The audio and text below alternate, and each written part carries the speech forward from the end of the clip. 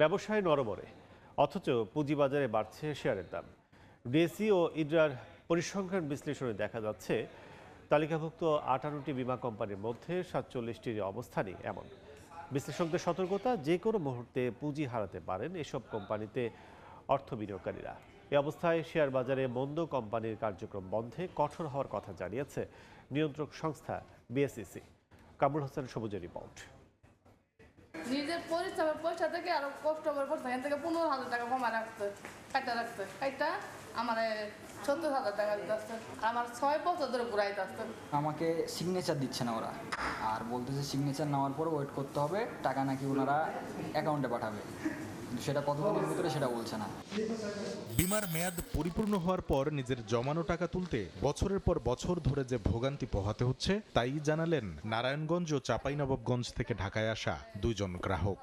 অথচ এই কোম্পানির শেয়ারের দাম বাড়ছে পুঁজিবাজারে। বিনিয়োগকারীদের যারা শেয়ার কিনেছে, বিনিয়োগকারীরা তাদের আস্থা ফিরেছে বিধায় তারা এখন ভালো হচ্ছে।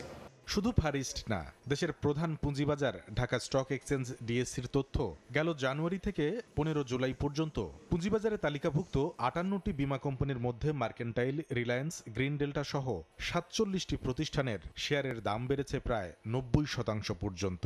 অথচ চলতি বছরের প্রথম প্রান্তিকের তথ্য ঠিকমতো গ্রাহকের পাওনা পরিশোধ করতে পারেনি এসব কোম্পানি। যে কোম্পানিগুলো বিমা দাবি সেটেল করতে পারছে না, তাদের তো আসলে প্রকৃত শেয়ারের দাম বাড়ার কথা না। শেয়ারের যারা বিনিয়োগকারী তারা কি আসলে বুঝতে পারছে কিনা, এটাকে স্টাডি করছে কিনা, এটা একটা বিষয়। যেসব কোম্পানি গ্রাহকের দাবির টাকা পরিশোধ করতে পারছে না, শেয়ার বাজারে সেসব কোম্পানিতে বিনিয়োগকারীরা যে কোনো সময় পুঁজি হারাতে পারেন বলে সতর্ক করছেন বাজার বিশ্লেষকরা।